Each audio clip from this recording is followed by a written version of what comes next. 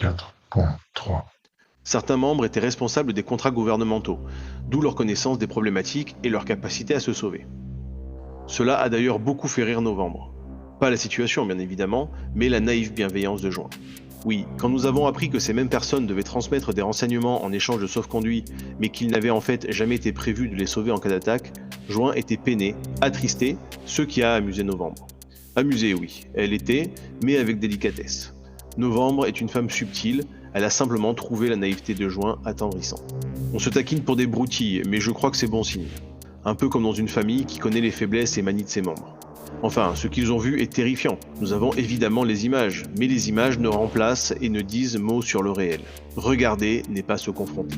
Ici, nous forçons notre esprit afin d'imaginer les scènes qui nous semblent surréalistes. Là-bas, ils forcent leur esprit à oublier les scènes qui sont trop réalistes. Pour survivre, ils se sont barricadés pour le corps et enfermés pour l'esprit. Devant les attaques, ils n'ont pas cherché à se défendre. La peur et la folie les ont saisis avant. Le manque d'oxygène parfois aussi. Pour tenir le coup ici, nous avons appris avec Juin et Novembre que ces réfugiés-là recourent à des tranquillisants. Ils parlent de l'hiver, une espèce de code. Il nous a fallu un petit temps avant de comprendre que cela s'était généralisé comme une sorte de drogue dure. Sans intervenir directement, Novembre voulait leur partager les méthodes de respiration, de relaxation, de pleine conscience, ainsi que des techniques de mouvement oculaire pour mettre à distance les images traumatiques. Mais voilà, il y a l'hiver. Nous ne comprenons pas de quoi il s'agit exactement. Juin a indiqué que dans son passé, des étudiants appelaient la cocaïne neige, mais qu'elle n'avait jamais entendu hiver. Novembre non plus. Pour ma part, je suis particulièrement ignorant des médicaments associés à des drogues. De précieuses informations sont issues d'un chimiste parmi les réfugiés. Nous l'avons appelé X, en référence au facteur X de l'inconnu. Nous avons appris qu'il était particulièrement intelligent dès l'enfance. Il est porteur du virus, selon lui, de manière saine depuis 6 mois. Néanmoins, il pense que les dernières variations occasionnent des déficits cognitifs majeurs, des pertes de mémoire à court et long terme. Ces problématiques cognitives ont également été interprétées de manière positive par une partie non négligeable de la population civile. Les touchés, ne pouvant se fier à une mémoire de travail optimale, ils auraient des rappels de mémoire prospective, d'anticipation des événements, simplement du fait d'activations soudaines, épisodiques, des blocs mémoire affectés. Toutefois, ces activations pourtant dysfonctionnelles auraient été jugées comme des flashs de l'avenir, des prédictions. Ces interprétations erronées ont déjà cours avec le principe des déjà-vus, mais ici on y ajoute des préceptes religieux d'une part et antisystèmes d'autre part. Les deux se rejoignent parfois sur la fin de la civilisation. Ceci pour en venir à notre chimiste qui perd également la mémoire et qui, pour contrer les effets, sans résultat hélas, prend des notes quotidiennes de son état. Ces rappels, ces résultats des exercices neuropsychologiques de base. Et c'est plus inquiétant que ce que nous pensions. La régression est sévère et fulgurante. C'est terriblement rapide. Je vois difficilement comment le développement humain pourra se remettre d'un tel impact. Nous nous dirigeons droit vers des états létaux. Plus que la fin d'une civilisation humaine, le risque est la mort des humains. Il nous faut trouver en urgence des processus de stabilisation sociale, structurelle, sociétale, en plus de la santé humaine. Comment permettre à l'histoire humaine de persévérer s'il n'y a plus d'humains en capacité de se souvenir ? En croisant les informations narratives des réfugiés aux données stockées dans les rapports, nous avons pu établir des phases à prendre en considération dans l'évolution des symptômes du virus sous sa dernière forme, la plus sévère, la 12e, le V12.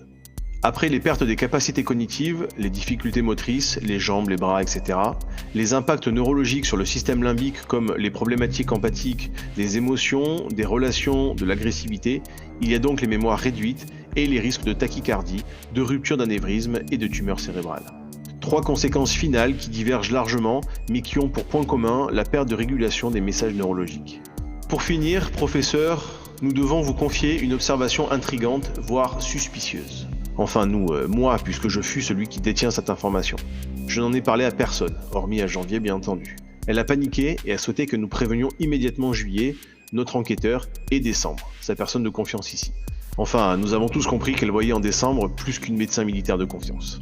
J'en viens à l'information étrange. Parmi les réfugiés, des membres indiquent avoir survécu aux touchés en pleine ville. Contre toute attente, ils ne se présentent pas comme des survivants ayant été captifs de la situation. Bien au contraire, ils rapportent avoir été ici pour une mission d'observation et d'étude de l'évolution de la pandémie, notamment l'impact social.